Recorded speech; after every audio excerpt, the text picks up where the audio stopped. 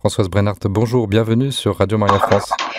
Elle habitait à Nazareth. Et c'est là que tout a commencé. Nazareth, je suis émue de vous en parler. C'est vraiment un point central.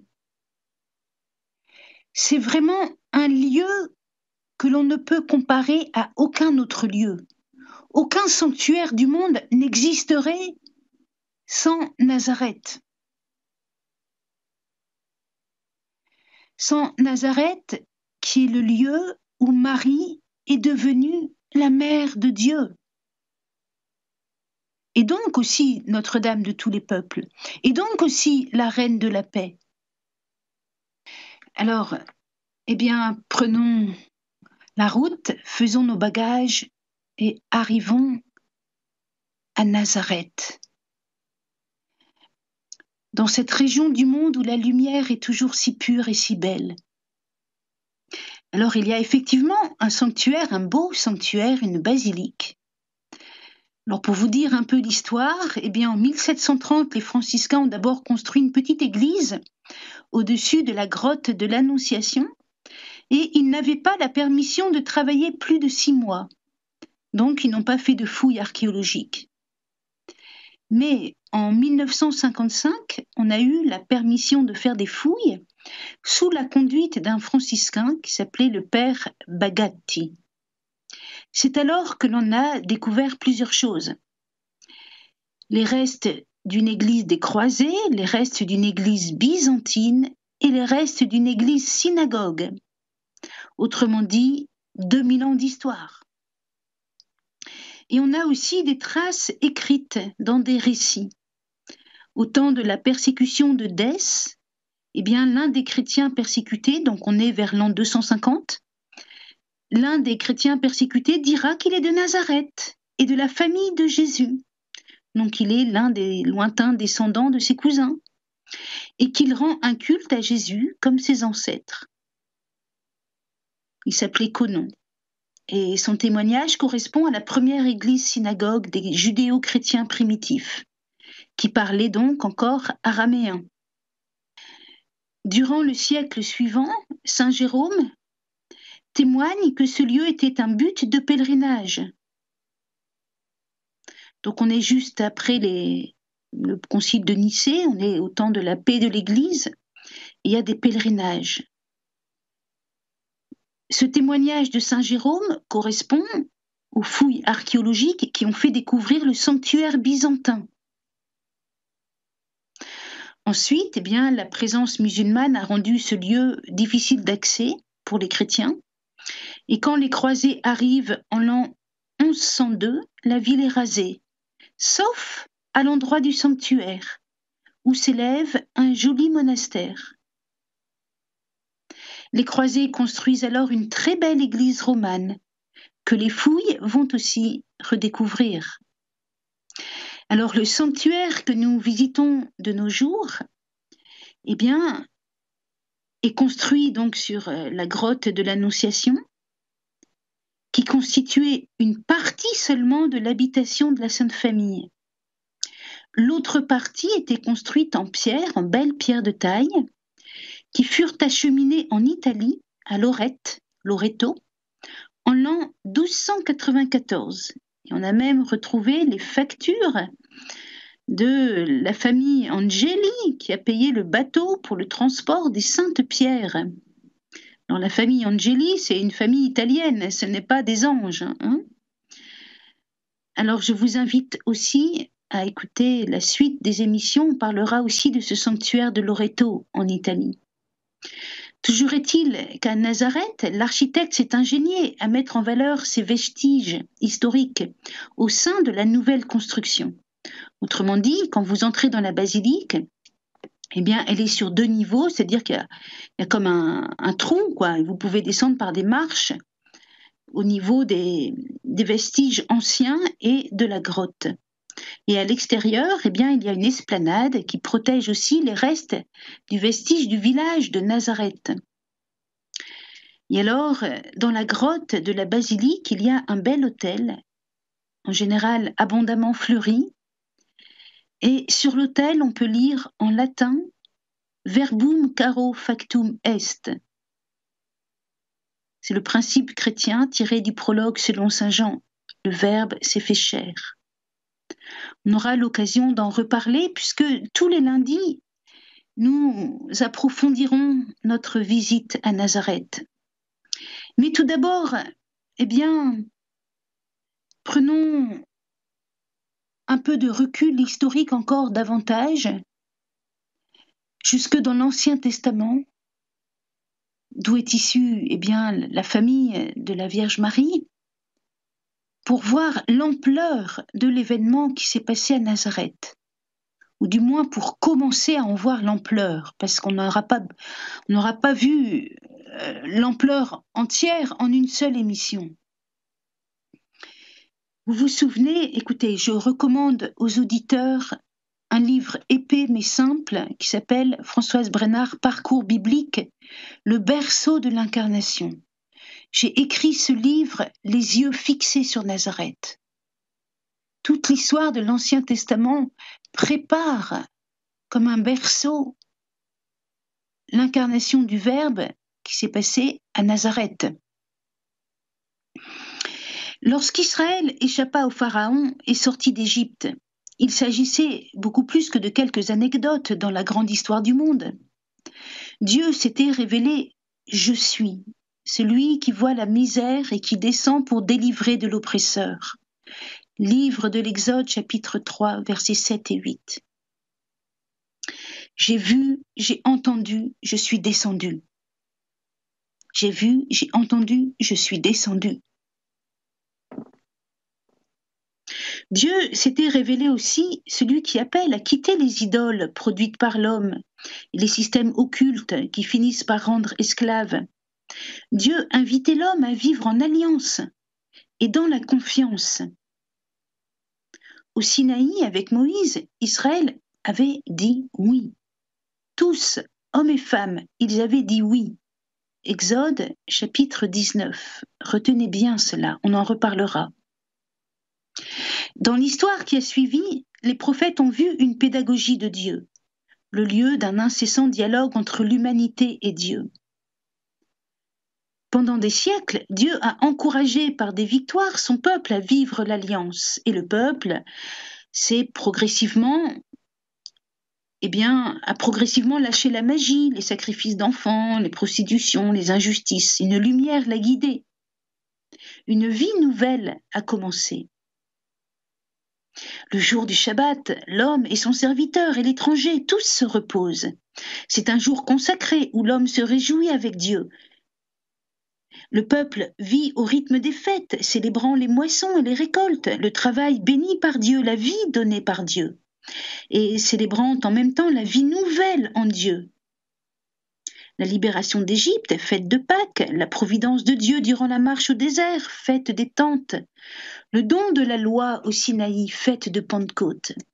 Cette vie nouvelle s'est progressivement organisée en un royaume, avec ses splendeurs et ses ombres.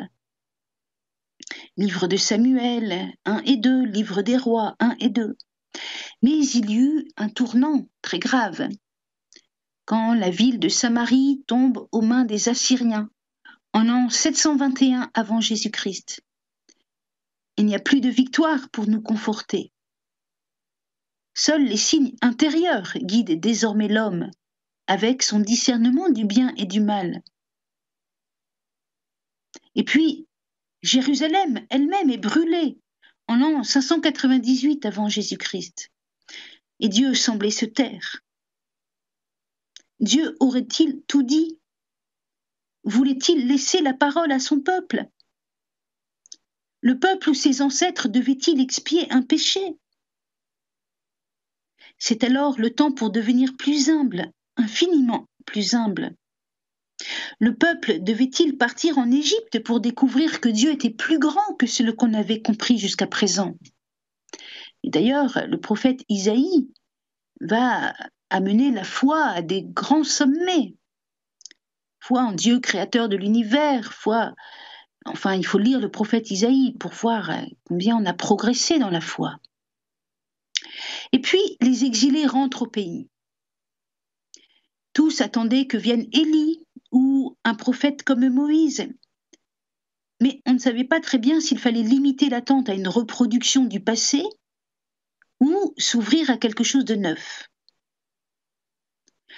Le temple fut rebâti.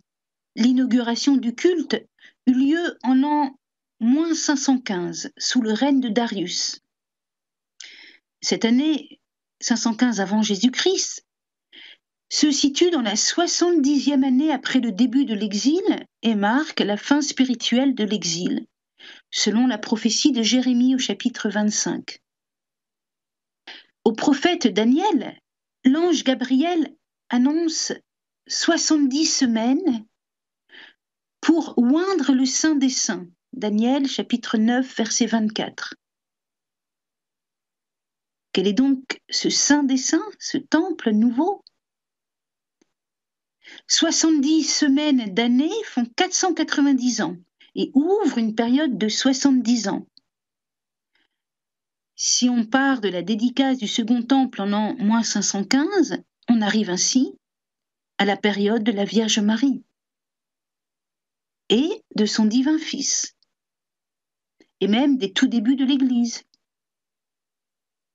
L'ange Gabriel continue en parlant à Daniel d'un prince Messie. Daniel 9, verset 25. Il sera donc roi, fils de David, et Messie, c'est-à-dire oint, donc Christ roi. Et nous dit nous dit l'ange Gabriel au prophète Daniel, il sera un Messie massacré. Le texte utilise un mot qui décrit une mort très brutale, un massacre. Cette prophétie mystérieuse était connue de la Vierge Marie. Et l'ange qui vint la saluer fut justement l'ange Gabriel, celui-là même qui jadis s'adressa au prophète Daniel. On lit en effet dans l'évangile de Saint Luc, l'ange Gabriel fut envoyé par Dieu dans une ville de Galilée du nom de Nazareth à une vierge fiancée à un homme du nom de Joseph, de la maison de David, et le nom de la vierge était Marie. Mettez-vous dans le contexte de l'époque. Le temple était rebâti à Jérusalem, mais certains doutaient pour des problèmes de hiérarchie ou de pureté rituelle. Tout un courant de pensée considérait humblement que la lumière céleste, nul ne pouvait prétendre la comprendre, pas même le Sanhédrin. Le péché obscurcissait trop les cœurs. La Torah et le Sinaï devaient être mieux compris, interprétés, vécus. Et ils pensaient qu'il fallait à Dieu un temple non fait de main d'homme, un temple céleste, un nouveau pardon, recréateur. Alors on aurait la lumière. Et on entendait ce verset d'Isaïe. Ah, si tu déchirais les cieux et descendais, devant ta face, les montagnes seraient ébranlées. Isaïe, chapitre 63, verset 19. Ah, si tu déchirais les cieux et descendais, Seigneur, devant ta face, les montagnes seraient ébranlées. Et voilà que le ciel s'ouvre et qu'un ange parle à Marie. Luc 1, verset 26. L'Esprit Saint viendra sur toi. Et la puissance du Très-Haut te prendra sous son ombre. Voyez la descente. L'Esprit Saint survient, il descend. La puissance du Très-Haut te prend sous son ombre. C'est bien un mouvement de descente.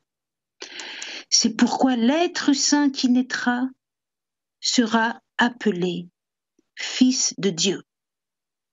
Luc 1, verset 35. Alors, un mot sur l'art baroque. Vous savez, l'art baroque aime peindre un ciel ouvert. Eh bien, c'est opportun pour ce qui concerne l'Annonciation ou encore Noël, c'est-à-dire l'incarnation. Oui, le ciel, qui semblait obscurci par le péché de l'homme, est de nouveau ouvert. Oui, de nouveau, l'homme et Dieu communiquent. Et je vous invite, chers lecteurs, à apprécier d'une manière nouvelle ces tableaux du XVIe et XVIIe siècle, avec ce ciel qui se déchire, qui s'ouvre, et tous ces anges, parfois même des fleurs, qui se voient dans le ciel. Une colombe, le ciel qui s'ouvre. Voilà, chers auditeurs, ce qui s'est passé dans cette grotte devant laquelle nous nous agenouillons spirituellement, devant ce petit autel immense dans l'histoire du monde. Cet autel où il est écrit Verbum caro factum est. Le verbe s'est fait chair. Quelques mots de latin tirés du prologue de Saint Jean. Et je vous ai dit que l'archéologie avait trouvé les traces, la première église synagogue des judéo-chrétiens qui parlaient encore araméen. Bien, on va faire une traduction un peu littérale du prologue de Jean. Littérale à partir de l'araméen, qui est un texte qui est poétique et balancé, droite-gauche. Parce que les premiers chrétiens savaient tout par cœur et donc ils se balançaient droite-gauche pour mémoriser. Au principe était le Verbe, la parole, et le Verbe était auprès de Dieu. Et le Verbe était Dieu. Celui-ci était au principe auprès de Dieu. Tout a été créé par lui, et sans lui aucune chose ne fut, et en lui il y eut la vie. Et la vie était la lumière des hommes, et la lumière luit dans les ténèbres, et les ténèbres ne la dominent pas. Je continue. Et il fut un homme qui fut envoyé de Dieu, son nom Jean. Celui-ci vint pour le témoignage, afin qu'il témoigne de la lumière, afin que tout homme croie par sa main. Non que lui fût la lumière, mais c'était afin qu'il témoigne de la lumière. Elle était en effet la lumière de vérité, qui illumine tout homme qui vient au monde. Extraordinaire ce verset 9, hein? Ça veut dire que la lumière du Verbe incréé illumine le petit embryon, l'homme qui vient au monde. Je continue, verset 10. Elle était dans le monde, et le monde par sa main fut, et le monde ne l'a point connue. Alors, en araméen, le mot « le monde », c'est « halam », peut être traduit « monde » ou « âge » ou « siècle ». Donc on peut dire « le monde ne l'a point connu » ou « le siècle ne l'a pas connu ». Je continue, verset 11. Vers ceux qui est sien, elle vint, et ceux qui est sien ne l'accueillit point. Ah, on voit bien le drame de la passion du Christ qui est lumière du monde dans l'évangile de Jean.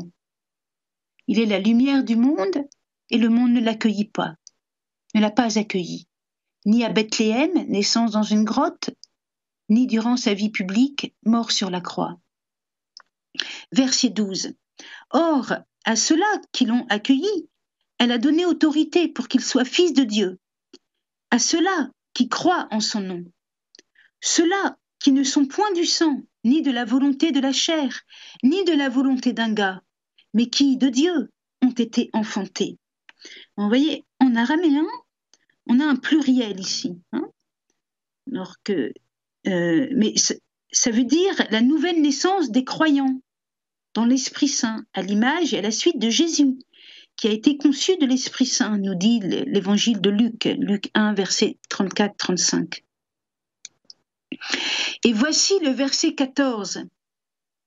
Et la parole fut chair, et planta son enceinte en nous, ou planta sa tente en nous. L'image de la tente est très belle. Hein? On peut comprendre qu'il nous a mis à l'abri. On peut aussi comprendre qu'il a fait de nous des demeures de Dieu. Et nous vîmes sa gloire, une gloire comme celle de l'unique qui est du Père, plein de grâce et de rigueur.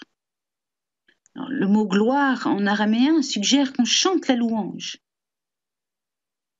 On peut traduire aussi gloire comme celle d'un Fils unique plein de grâce et de vérité, ou même gloire comme celle de l'unique qui est issu d'un Père qui est plein d'une gracieuse bonté, en araméen c'est tov, et d'une juste droiture, en araméen c'est kushta. Voilà. Le Père est plein d'une gracieuse bonté et d'une juste droiture. Alors, ce verset 14, et la parole fut chair, et le Verbe s'est fait chair, verbum caro factum est, gravé sur l'autel de la basilique de Nazareth. Voilà ce verset. On va terminer le prologue quand même. Jean lui rend témoignage et il clame, c'est de lui que j'ai dit, celui qui vient derrière moi, le voilà passé devant moi parce qu'avant moi il était. Là j'ai repris la Bible de Jérusalem. Oui, de plénitude, oui, de sa plénitude nous avons tous reçu et grâce pour grâce, car la loi fut donnée par Moïse, la grâce et la vérité sont venues par Jésus-Christ. Nul n'a jamais vu Dieu. Le Fils unique qui est tourné vers le sein du Père, lui, l'a fait connaître. Alors, au verset 17, on peut traduire la gracieuse bonté, Tov, et la vérité ferme et affermissante sont venues par Jésus-Christ. Et au verset 18, on n'est pas obligé de traduire le mot fils. On peut simplement dire l'unique, parce qu'en fait, en araméen, il n'y a pas le mot fils. Il y a simplement l'adjectif qui veut dire unique. Un peu comme dans d'autres expressions, par exemple en Luc chapitre 7, on nous dit l'unique d'une veuve. Ou en Hébreu 11, on dit l'unique d'Abraham. Mais en fait, dans nos Bibles, on va dire le fils unique d'une veuve ou le fils unique d'Abraham. Mais alors, de traduire l'unique qui est tourné vers le sein du Père, lui l'a fait connaître. Ça évite les difficultés de traduction, l'unique engendré et toutes les discussions des conciles. Écoutez, ce texte du prologue est vraiment beau, vraiment beau. Eh bien, nous allons le commenter avec, par exemple, Jean-Paul II ou Luisa Picaretta. Eh bien, Jean-Paul II. On fera Luisa Picaretta la prochaine fois. Jean-Paul II nous montre l'ampleur du récit de l'Annonciation. Je vous lis des extraits de son homélie du 25 mars de l'an 2000. Donc vraiment le grand anniversaire de Nazareth, le grand anniversaire de ce qui s'est passé à Nazareth. Il commence par montrer le fiat, le oui de Dieu, le oui du Fils du Père. Lettre aux Hébreux chapitre 10. Tu n'as voulu ni sacrifice ni oblation, mais tu m'as façonné un corps. Tu n'as agréé ni holocauste ni sacrifice pour les péchés. Alors j'ai dit, voici, je viens pour faire, ô Dieu, ta volonté. La lettre aux Hébreux nous dit que, obéissant à la volonté du Père, le Verbe éternel vient parmi nous pour offrir le sacrifice qui dépasse tous les sacrifices offerts lors de la précédente alliance. Son sacrifice est le sacrifice éternel et parfait qui rachète le monde. Le dessein divin est révélé graduellement dans l'Ancien Testament, en particulier dans les prophètes, les paroles du prophète Isaïe que nous venons d'entendre. C'est pourquoi le Seigneur lui-même vous donnera un signe. Voici, la jeune femme est enceinte. Elle va enfanter un fils et elle lui donnera le nom d'Emmanuel. Isaïe 7, verset 14. Emmanuel, Dieu avec nous. À travers ces paroles, l'événement unique qui devait s'accomplir à Nazareth dans la plénitude des temps est préannoncé. Et c'est cet événement que nous célébrons aujourd'hui avec joie et un immense bonheur. Vous voyez comme c'est beau. Alors Jean-Paul II évoque ensuite le pèlerinage de la foi de Marie. il compare le fiat de Marie à Nazareth avec le fiat d'Abraham. Vous savez, lorsque Abraham a reçu la promesse, il a dit oui. Et lorsqu'il a reçu 3 hôtes mystérieux, eh bien, il leur a offert un repas. Il leur a offert l'adoration. Et Nazareth est aussi une école, l'école de l'Évangile, où l'on va apprendre progressivement à entrer dans l'union avec Dieu, Dieu qui se fait homme. Jean-Paul II termine son homélie, dont je ne vous ai lu que quelques lignes, en demandant à Marie, la Théotokos, la mère de Dieu. Alors il lui dit, à Marie, la Théotokos, je consacre les familles de Terre Sainte, les familles du monde. À Nazareth, où Jésus a commencé son ministère public, je demande à Marie d'aider l'Église à prêcher partout la bonne nouvelle aux pauvres, précisément comme il l'a fait. Ô Mère du Verbe incarné, ne rejette pas ma prière, mais écoute-moi de façon bienveillante et exauce-moi. Amen. Chers auditeurs, j'ai à votre disposition quelques exemplaires d'un livre qui s'appelle « À l'écoute de Marie », préfacé par Monseigneur Rey, publié en 2017, mais qui n'est pas disponible en librairie. À l'époque, mes libraires disaient qu'un livre sur Marie ne devait pas dépasser 100 pages. Or, moi, là, j'ai 2 tomes. Et c'est le cours que j'ai donné aux séminaristes franciscains à Jérusalem. C'est un livre très simple, en courts chapitres, où une grande place est donnée au mystère de Nazareth. Alors, si vous en voulez, je vous demande 19 et 19 pour les 2 tomes, plus les frais de port, mettons 40 €, je vous fais une petite réduction. 40 € et vous avez les 2 tomes. Et vous passez par Radio Maria. Sinon, vous pouvez toujours me suivre sur YouTube. Merci. Ou bien sur mon petit site internet, foi-vivifiante.